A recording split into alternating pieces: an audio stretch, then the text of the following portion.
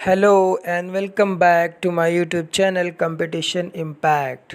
मेरा नाम मोहम्मद अरशद है और आज हम रीजनिंग का दूसरा चैप्टर स्टार्ट करने जा रहे हैं। चैप्टर का नाम है अल्फ़ाबेटिकल सीरीज़। चैप्टर स्टार्ट करने से पहले हम यह जान लें कि ए से लेकर जेड तक के अल्फ़ाबेट्स में टोटल 26 लेटर होते हैं। कितने लेटर? 26 लेटर्स, जिनका क्रम कुछ इस तरह है जिनको हमें याद रखना है। देखिए, ए पर 1, फिर B2, C3, ऐसे करके Z26 तक है। तो इनका ऑर्डर हमको पता होना चाहिए कि 10वें में कौन है तो J, 12वें में कौन है तो L, 14वें में कौन है तो O। तो इस तरह से हमको इनका ऑर्डर पता होना चाहिए। इनके क्रम को हमें याद रखना है। अगर हमें इनका ऑर्डर, इनका क्रम पता नहीं है तो हम इस चैप्टर से कोई सा भी क्वेश्चन सॉल्व नहीं कर पाएंगे। तो ये सबसे ज़्यादा ज़रूरी है कि हमें इनका ऑर्डर पता होना चाहिए। तो चलिए मैं कुछ ऑर्डर्स याद करा देता हूँ।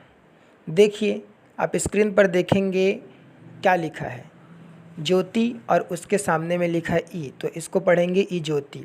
अब देखिए, इसमें ई जो है उसका पोजीशन 5 है, जे का 10 है, ओ का 15 है, टी का 20 है और वाई का 25 है।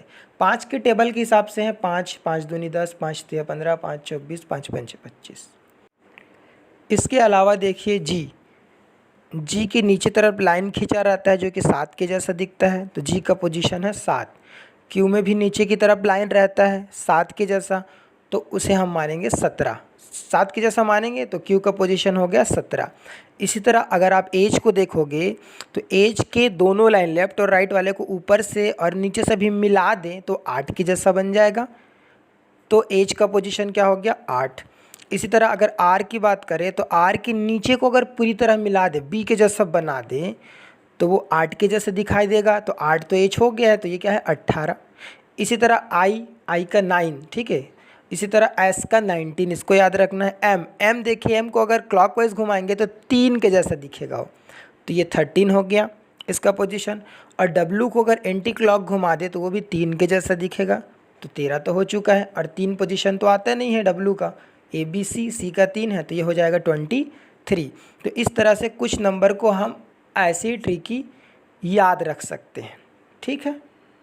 तो अगर आपको इतना कुछ याद है तो ये हमारे लिए जो है हेल्पफुल होगा क्वेश्चन को सॉल्व करने में। अब बात करते हैं इस चैप्टर की। तो देखिए, इस चैप्टर को 8 अलग अलग पार्ट्स में बांटा गया है। आप देख सकते हैं कितने पार्ट में, 8 अलग अलग पार्ट्स में इनको बांटा गया है। देखिए, पहले में क्या लिया गया है, लेफ्ट एंड राइट, तो ये अलग चलेगा। इसके बाद है कोडिंग, डिकोडिंग, फिर तीसरा है पेयर ऑफ लेटर, चौथा ग्रुपिंग ऑफ अल्फ़ाबेट, पांचवा लेटर सीरीज़, इसके बाद छठा पोजीशन इंटरचेंज, सातवां मीनिंगफुल वर्ड्स और आठवां है लेटर मैट्रिक्स। तो ये कुल 8 अलग अलग भागों में इस चैप्टर को बांटा गया है। तो आज हम सिर्फ एक भाग को, यानी कि फर्स्ट वाले को, लेफ़्ट एंड राइट को पढ़ेंगे। इस लेफ़्ट एंड राइट वाले टॉपिक को 8 अलग अलग टॉपिक में बांटा गया है, तो एक एक करके उनको भी जानेंगे। तो सबसे पहले जान लेते हैं इस टॉपिक के लिए बेसिक रूल क्या है। बेसिक रूल अगर हमको पता रहेगा तो हम इस टॉपिक से पूरे 8 टाइप के क्वेश्चन सॉल्व कर सकते हैं। तो देखिए, आपकी स्क्रीन पर देखिए ये बेसिक रूल।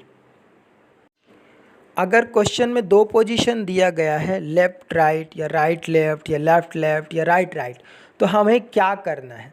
तो अगर सेम पोजीशन दिया गया है तो हमें उसको घटा देना है, और अगर अलग अलग पोजीशन दिया गया है तो हमें उनको जोड़ना है।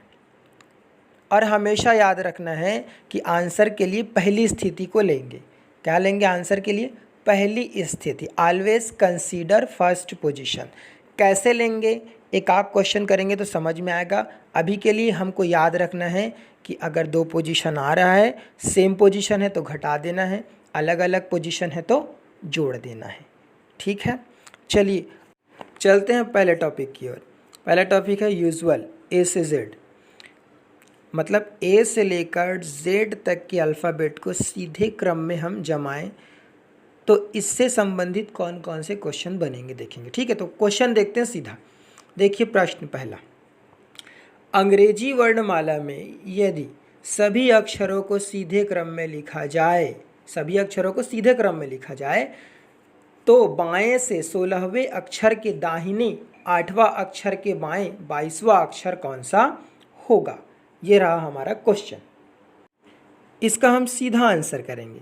देखिए क्या बोल रहा है, बाएं से 16 बोल रहा है तो बायां मतलब लेफ्ट होता है, तो लेफ्ट 16 लिखेंगे।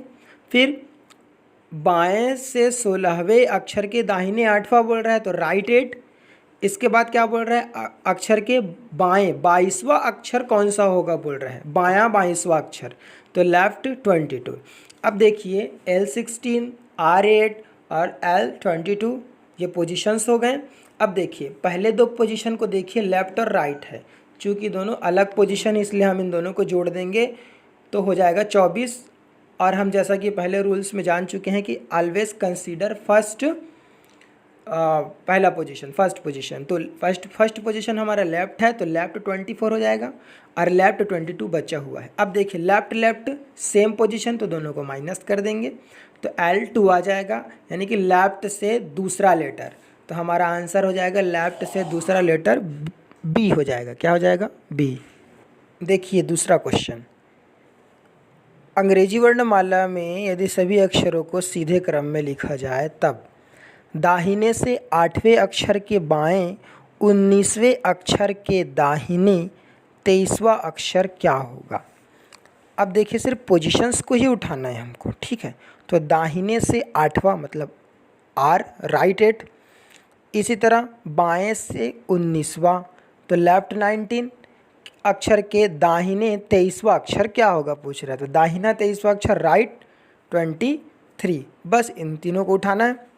अब देखिए पहले दो को सॉल्व कर लो, राइट लेफ़्ट अलग अलग पोजीशन है, प्लस हो जाएंगे 19 और 8 हो जाएगा आपका 27। ऑलवेज कंसीडर फर्स्ट पोजीशन तो R 27, R 23, ठीक है। अब ये दोनों सेम पोजीशन है तो सेम पोजीशन क्या हो जाते हैं, माइनस, तो 27 में से 23 गया तो क्या बचेगा R4, यानी कि राइट से चौथा। तो देखो राइट से चौथा मतलब Z की तरफ से गिनना है हमको, तो Z की तरफ से चौथा पोजीशन क्या होगा, W। अब एक और चीज़ यहाँ पर देखिए कि राइट को लेफ़्ट और लेफ़्ट को राइट में अगर बदलना है तो हमको 27 से घटाना पड़ेगा, चूँकि हमने पोजीशंस लेफ़्ट टू राइट याद किए हैं, ठीक है। तो राइट को लेफ़्ट में बदल देंगे, क्या कर देंगे, राइट को लेफ़्ट में बदल देंगे। तो देखिए अगर 27 में 4 को घटाएंगे तो 23 आएगा। अब लेफ़्ट से 23 देखना है तो 23 हमारा W है, तो ये हमारा आंसर हो जाएगा। हमें बस ये याद रखना है कि अगर हमको पोजीशन बदलना है लेफ़्ट से राइट और राइट से लेफ़्ट तो हमको 27 से घटाना पड़ेगा, ठीक है। देखिए अगला क्वेश्चन, अंग्रेजी वर्णमाला में आपके बाईं ओर से 10वें अक्षर के दाईं से 16वां अक्षर के बाएं 5वां अक्षर क्या होगा। अब क्वेश्चन में हमको सिर्फ क्या करना है, पोजीशन उठाने हैं। तो बाईं ओर से 10वां मतलब लेफ़्ट 10, फिर क्या बोला दाईं से 16वां मतलब राइट 16, फिर दाएं से 5वां अक्षर क्या होगा, तो राइट 5। अब इसको सॉल्व करेंगे तो देखो लेफ़्ट और राइट अलग अलग पोजीशन है, जुड़ जाएगा, 10 और 16 हो गया 26। Always consider first position. अब देखिए लेफ़्ट 26 राइट 5 दोनों अलग अलग पोजीशन है, तो दोनों क्या हो जाएंगे, जुड़ जाएंगे, तो लेफ़्ट से क्या आ जाएगा 31। अब चूँकि अल्फ़ाबेट में 31 अल्फ़ाबेट थोड़ी ना होता है, तो अब क्या करेंगे, अब जब कभी भी याद रखिए कि अगर 26 से जो भी नंबर ज़्यादा हो जाए लेफ़्ट से या राइट से तो हम उसमें 26 घटा देते हैं। क्या कर देते हैं, 26 घटा 26 को घटा देंगे। अगर लेफ़्ट या राइट 26 से ज़्यादा आए तो हम उस नंबर पे 26 को घटा देते हैं। जैसे अभी 31 आया, 31 में 26 को घटा देंगे तो क्या आ जाएगा 5।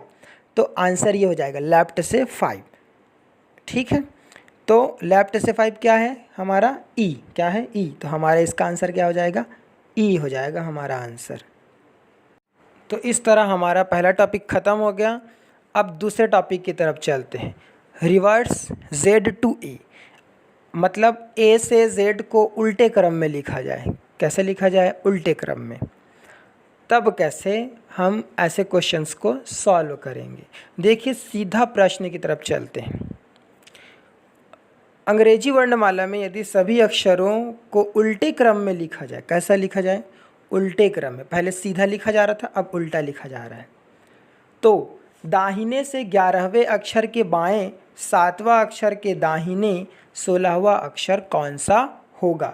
देखिए, क्वेश्चन सेम है, बस अंग्रेजी वर्णमाला को उल्टा क्रम में रखा गया है। तो हमको कुछ नहीं करना है, हमको जैसे हम पहले बनाते थे वैसे ही बनाएंगे। बस पोजीशंस को बदल देने हैं। राइट को लेफ़्ट बना देना है और लेफ़्ट को राइट। जैसे देखिए आंसर में R11, L7 और R16 है। अब इसमें लेफ़्ट को राइट और राइट को लेफ़्ट बना दो, तो R बन जाएगा लेफ़्ट, लेफ़्ट बन जाएगा राइट। तो कुछ इस तरह से दिखाई देगा। अब इसको सॉल्व कर लो, जो आएगा वो हमारा क्या रहेगा? आंसर। तो देखिए, L और R को सॉल्व करेंगे तो 18 आ जाएगा, अलग अलग पोजीशन है, जुड़ जाएगा। और उसके बाद LL आ जाएगा, सेम पोजीशन घट जाएगा, तो लेफ़्ट से आ जाएगा दूसरा। तो लेफ़्ट से दूसरा क्या होता है? B होता है। तो ये हमारा आंसर हो जाएगा। बस इसमें इतना ही फ़र्क है कि रिज़र्व में, यानी कि अगर A से Z को उल्टे क्रम में अगर हम लिखें तो सेम बनाना है, बस पोजीशंस बदल देना है। बस पोजीशंस को बदल देना है, लेफ़्ट को राइट बना देना है, राइट को लेफ़्ट बना देना है।